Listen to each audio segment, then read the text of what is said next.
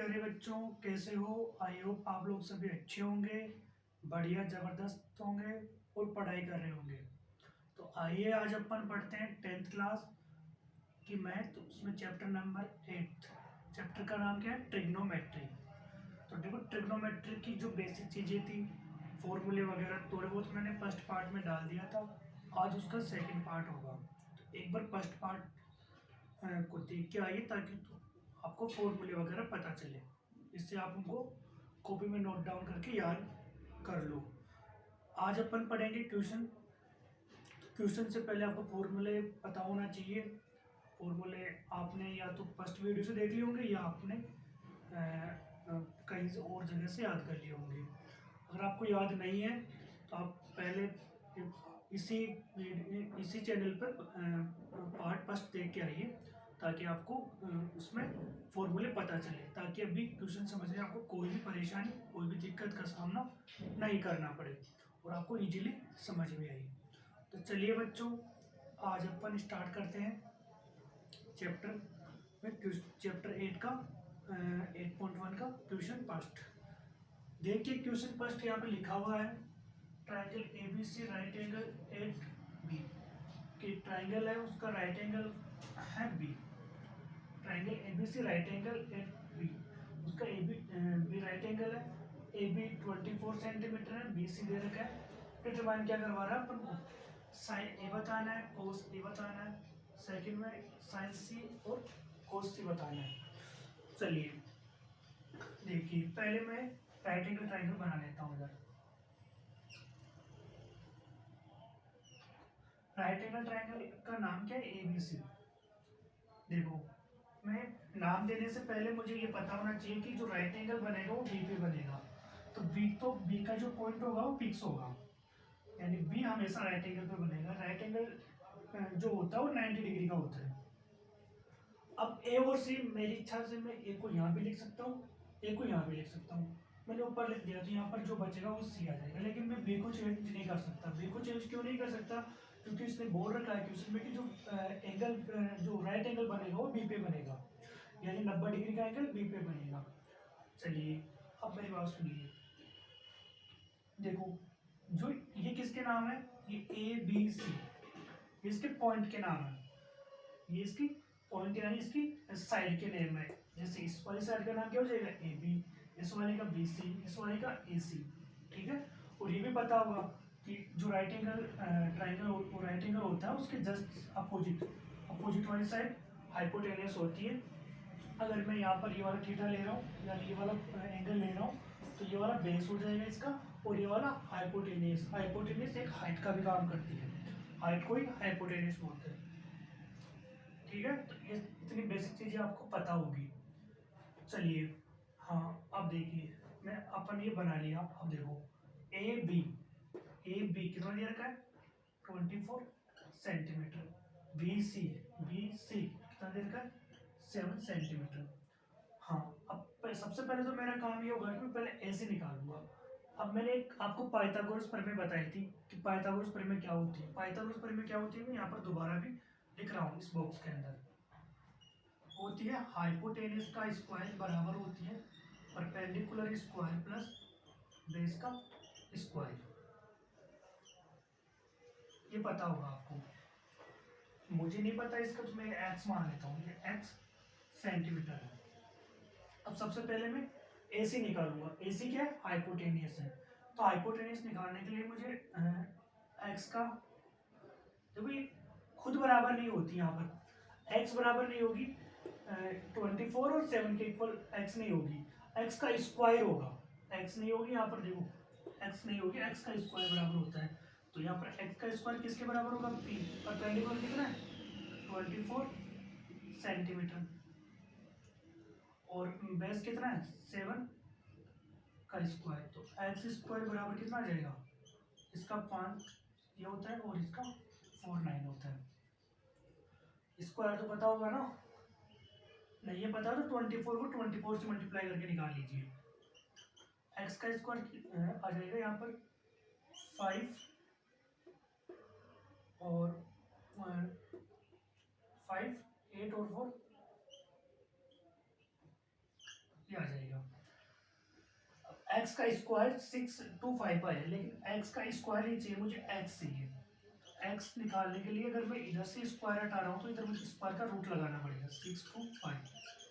अब ये किसका होता है बताओ, यहाँ पे लिख देता हूँ मैं आगे। ये स्क्वायर रूट है, लेकिन अब ये एक परफेक्ट स्क्वायर, ये नंबर जो है परफेक्ट स्क्वायर होता है। किसका होता है? 25 का होता है। तो एक्स की वैल्यू कितनी निकल जाएगी? 25 सेंटीमीटर। अब अपने पास सब कुछ है, इसके तीनों साइड भी है, ये 24, 7 और ये 25। ठीक है, अब देखो ये वाला एंगल ए है ना, तो इसको मैं ए एंगल यहाँ पे स्मॉल लेटर में लिख रहा हूँ। ये वाला बी है तो ये वाला बी है, ये वाला ये साइड सी है तो इसका एंगल सी है। ठीक है, अब मुझे क्या चाहिए? साइन ए चाहिए। साइन ए, साइन ए कहाँ पे होगा? यहाँ पर है एंगल ए। ठीक है, इसको मिटा दीजिए, इसकी भी कोई जरूरत नहीं है अपने को। हाँ, ये वाला एंगल देखो मैं ले रहा हूँ साइन ए, साइन ए यानी ए वाला एंगल ले रहा हूँ थीटा। ठीक है, अगर मैंने ये वाला एंगल ले लिया साइन ए, इसका फर्स्ट पार्ट इधर देखो, साइन ए, अब ए बराबर कितना होगा? साइन निकाल रहे हैं, साइन ए ले रहा हूँ, साइन ए बराबर ये वाला थीटा ले रहा हूँ। तो ये वाला देखो, अगर मैं ये वाला एंगल ले रहा हूँ तो इसके लिए ये तो बेस का काम करेगा भाई, जो भी एंगल के पास में होता है ना वो बेस का काम करता है। ये फिक्स रहता है, ये कभी चेंज नहीं होगा। जहाँ पे 90 डिग्री का एंगल बन गया उसके अपोजिट वाली साइड हाइपोटेन्यूज का काम करती है, ये वाली फिक्स होती है। चेंज कौन होता है? ये और ये, हाइपोटेन्यूज और बेस। चेंज कब होगा ये भी देख लीजिए, इसको रटो मत, समझो। जहाँ पर भी अपन एंगल लेंगे, अगर मैं एंगल ये लूंगा, सी वाला एंगल ले रहा हूँ, इसको मैं थीटा ले रहा हूँ, तो ये वाला बेस का काम करेगा, क्योंकि बेस हमेशा नीचे धरातल पे, जिसको जिस पे अपन चलते हैं वो बेस होता है अपना।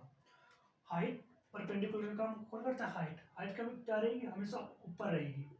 तो जैसे मैं ये वाला थीटा ले रहा हूँ तो इसका तो ये बेस हो जाएगा और ये वाला हाइट का काम करेगा। इस ट्रायंगल को थोड़ा ऐसे करके देखिए आप, इसको ऐसे देखिए थोड़ा, आपको लगेगा कि हाँ ये बेस का काम कर रहा है, ये हाइट का काम कर रहा है।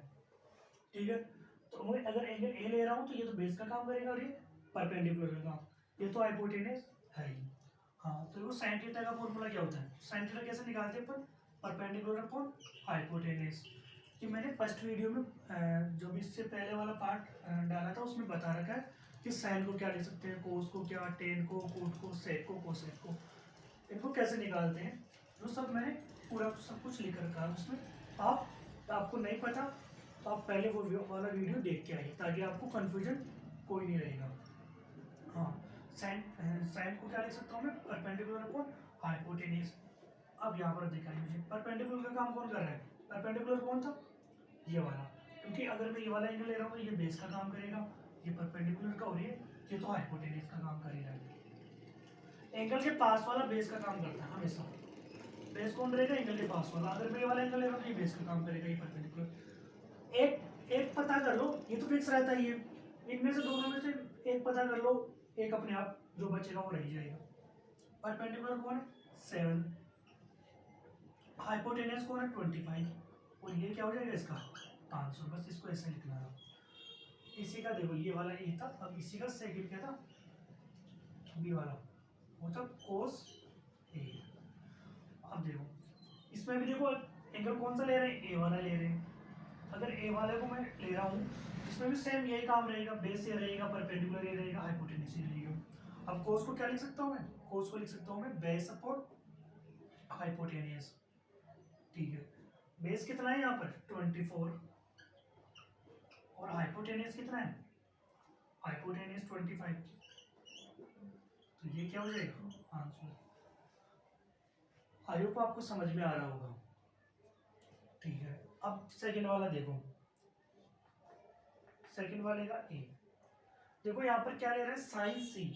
यहाँ पर जो ये है ना, साइन ए ले रहा था एंगल, यहाँ पर एंगल सी ले रहा है। तो अब ये तो फिक्स रहेगा, ये तो अनचेंज रहेगा, लेकिन चेंज कौन होगा? चेंज होगा बेस और परपेंडिकुलर, दोनों चेंज हो जाएंगे।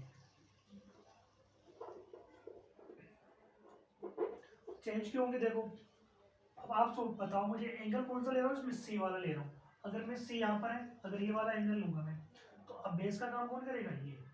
अब ये तो क्या हो जाएगा, बेस। अब ये जो बचा इधर परपेंडिकुलर का काम करेगा। बस इतनी सी तो बात थी, समझ लो। सेकंड वाले में देखो क्या है, साइन सी। साइन सी, साइन सी, साइन साइन थीटा का मतलब परपेंडिकुलर पर हाइपोटेन्यूज। अब आप लोगों को मैं बार बार इसलिए लिख रहा हूँ क्योंकि आप समझ जाओ, परपेंडिकुलर पर हाइपोटेन्यूज आपको याद हो जाए। परपेंडिकुलर कितना है इसमें, बेस अगर ये काम कर, थीटा ये वाला है तो बेस का काम ये करेगा, ये परपेंडिकुलर। तो 24 हाइपोटेन्यूज तो फिक्स होता ही है 25, ये क्या हो जाएगा आंसर। अब इसका बी वाला देख लेते, बी वाले में क्या है, कोस सी। कोस सी, कोस सी के अंदर क्या आएगा, वही रहेगा, एंगल सी वाला ही है। अब कोस को क्या लिख सकते हैं अपन, बेस अपॉन हाइपोटेनियस। बेस कितना है, बेस 7, हाइपोटेनियस 25, ये आंसर। आई होप आपको समझ में आया होगा फर्स्ट क्वेश्चन। अगर आपको समझ में आया तो आप इसको नोट डाउन कीजिए, कीजिए नोट डाउन।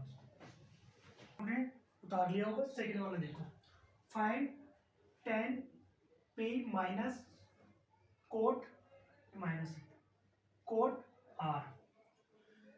ये वाली फिगर को आपको देखना है और इसमें बताना है कि ये देखो, ये दे रखा 12 सेंटीमीटर, ये 30 सेंटीमीटर, ये राइट एंगल ट्राइंगल है पी क्यू आर। अब इसमें से ये वाला तो आपको निकालना है पहले, क्योंकि अपन को क्या पूछा है, tan कोट वाला निकालना है ना, तो ये वाला भी निकालना पड़ेगा और ये बताना है। तो सबसे पहले पाइथागोरस थ्योरम तो आपको याद ही होगी। अब बार बार यहाँ पे एक बार और लिख देता हूँ, चलो। एच स्क्वायर बराबर बी का बी क्या है, बेस, पी यानी परपेंडिकुलर, याद हो गया होगा। ये एक्स है, पता नहीं है ना। देखो 90 डिग्री ये रखा है, 90 डिग्री के सामने वाली ये तो फिक्स होती है हाइपोटेनियस। अब मैं कोई सा भी एक एंगल ले लूँ, जैसे मेरे को आर लेना है, पहले क्या पी लूँगा, पी ये वाला थीटा, तो ये क्या हो जाएगा, बेस और ये परपेंडिकुलर। ये ले रहा हूँ एंगल के पास वाला बेस होता है, दूसरे जो बचा वो परपेंडिकुलर होगा। हाँ तो देखो हाइपोटेनियस यानी 13 का स्क्वायर, बेस कितना है 12 का स्क्वायर प्लस परपेंडिकुलर का स्क्वायर, 169 144। अब देखो ये अपन ने इक्वेशन वाले चैप्टर में पढ़ा होगा, जब भी इक्वेशन को सोल्व करते हैं तो कांस्टेंट वैल्यू को एक साइड लेके जाते हैं इक्वल के, और वेरिएबल को एक साइड लेके आते हैं। तो अगर मैं पी स्क्वायर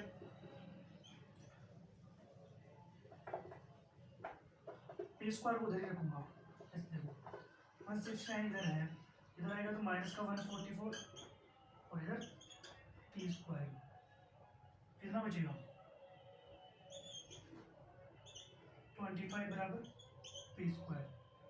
अब देखो पी को इधर भी ला सकता हूँ मैं, पी बराबर रूट में 25 आ जाएगा, पी बराबर 5, यानी पी कितना आएगा, रूट में 25 किसका होता है, 5 का स्क्वायर का होता है। अच्छे से लिख देता हूँ मैं 5, तो यहाँ पर एक्स की वैल्यू कितनी आ गई 5 सेंटीमीटर। ठीक है, आई होप आपको 5 सेंटीमीटर कैसे है समझ में आया होगा। आप इसको एक बार नोट डाउन कर लीजिए। देखिए यहाँ पर क्या निकालना पड़ेगा, tan p minus coat r। सबसे पहले वो tan थीटा, लेकिन मुझे थीटा कौन सा लेना, p वाला लेना है। tan में एंगल कौन सा लेना है, p वाला, तो ये वाला एंगल लूंगा p वाला लूंगा, तो बेस का काम ये करेगा, पास में ही है, ये वाला परपेंडिकुलर का हाइपोटेन्यूज फिक्स है। तो tan थीटा कैसे निकालते हैं, tan थीटा निकालते हैं परपेंडिकुलर अपॉन बेस। ठीक है, परपेंडिकुलर अपॉन बेस, परपेंडिकुलर कितना है 5, बेस कितना है 12। ठीक है, ठीक है, 10 पी वाला माइनस कोट आर। अब देखो, अब यहाँ पर कौन सा वाला एंगल लूंगा मैं, आर निकालने के लिए ये वाला एंगल लूंगा, ठीक है। तो अब एंगल ये वाला ले लिया तो ये वाला क्या हो जाएगा परपेंडिकुलर बेस, और ये वाला परपेंडिकुलर। ठीक है, अब इसमें से कोट आर की वैल्यू जो होगी वो कितनी हो जाएगी, डायरेक्ट लिख लेता हूँ। कोट को क्या लिख सकते हैं, कोट आर को बेस अपॉन परपेंडिकुलर। बेस कितना है 5, परपेंडिकुलर कितना है 12। तो देखो तो tan p minus cot R होगा, कोट आर। देखो tan p ये भी क्या हो जाएगा p upon b minus b upon p। अरे यही तो होगा यहाँ पर, देखो यानी इक्वल लगा के मैं लिख सकता हूँ यहाँ पर 5/12 माइनस 5/12, तो इसका आंसर 0 आ जाएगा। तो tan p minus cot R बराबर 0 आंसर होगा इसका। नोट डाउन कर लीजिए। आई होप आपको समझ में आया होगा। ठीक है, थर्ड क्वेश्चन से नेक्स्ट वीडियो में मिलेंगे। नेक्स्ट वीडियो में थर्ड क्वेश्चन से करेंगे। वीडियो अच्छा लगा तो लाइक कीजिए, कमेंट करिए, शेयर कीजिए और चैनल को सब्सक्राइब करना ना भूलिए, और अपने दोस्तों के साथ शेयर कीजिए इसको। ठीक है, धन्यवाद।